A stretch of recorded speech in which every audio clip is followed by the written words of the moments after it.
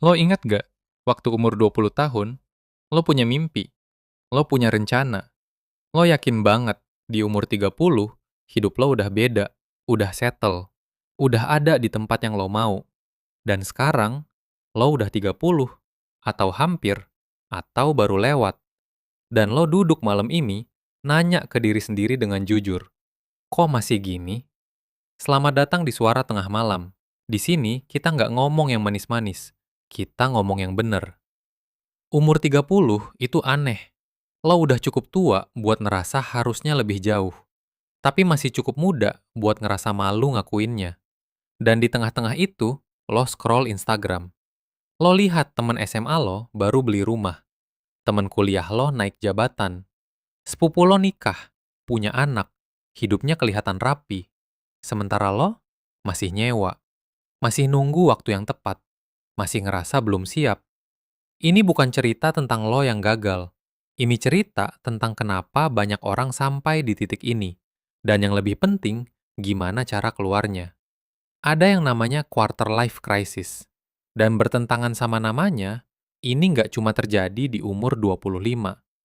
Ini terjadi kapanpun lo berhenti, noleh ke belakang, dan nyadar bahwa jarak antara ekspektasi lo sama realita lo lebih jauh dari yang lo kira.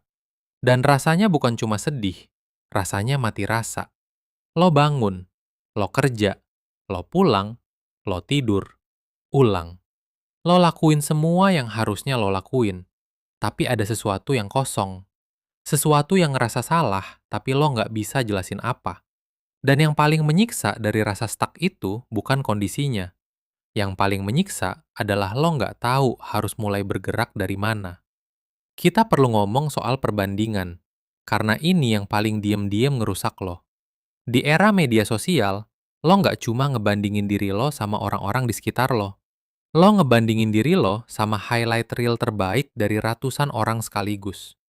Temen lo yang beli rumah, lo nggak lihat berapa tahun dia nabung sambil makan seadanya.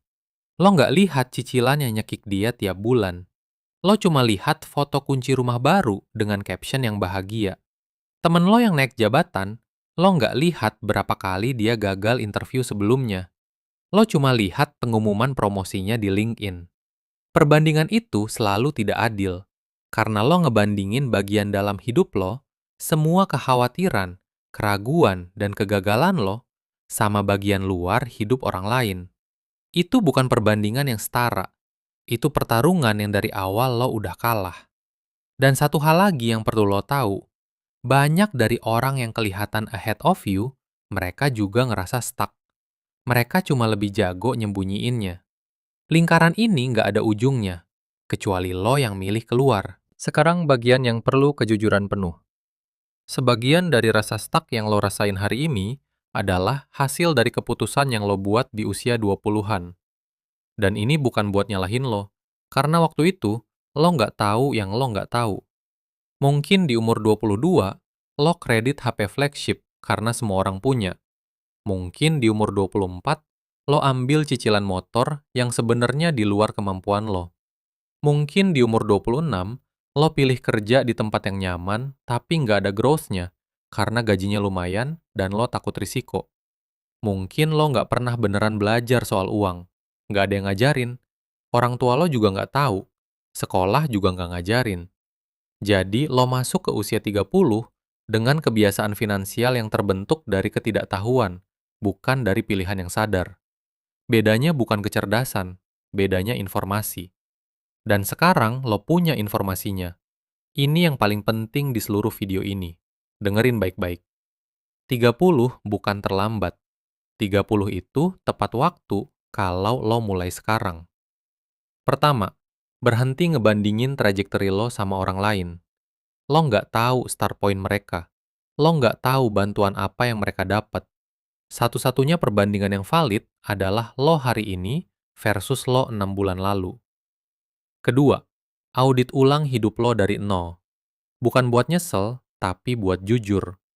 Pekerjaan lo sekarang, apakah ini arah yang lo mau, atau lo di sini karena takut pindah? Pengeluaran lo, apakah ini pilihan sadar, atau kebiasaan yang terbentuk tanpa lo sadari? Ketiga, Pilih satu hal dan mulai, bukan 10 resolusi. Satu hal, mau itu mulai invest 100.000 sebulan, mau itu daftar kursus yang udah lo tunda 2 tahun, mau itu kirim satu lamaran kerja ke tempat yang sebenarnya lo mau. Satu hal, konsisten, selama 90 hari. Lo bakal kaget betapa beda rasanya hidup lo di ujung 3 bulan itu. Keempat, maafin diri lo untuk keputusan di masa lalu. Lo nggak bisa nyetir sambil terus noleh ke spion. Apa yang udah terjadi, udah terjadi. Yang bisa lo kontrol adalah apa yang lo lakuin mulai malam ini. Umur 30, tapi hidup masih gitu-gitu aja. Kalimat itu terasa kayak vonis. Tapi sebenarnya, itu cuma deskripsi dari satu titik dalam perjalanan yang masih panjang. Yang bikin seseorang beneran stuck bukan kondisinya. Yang bikin stuck adalah keyakinan bahwa kondisi itu nggak bisa berubah. Lo masih di sini, lo masih nyari, lo masih mau tahu. Dan itu bukan tanda orang yang menyerah. Itu tanda orang yang belum selesai. Ini suara tengah malam. Kita nggak janji enak didengarnya, tapi kita janji ini yang lo butuh denger. Sampai tengah malam berikutnya.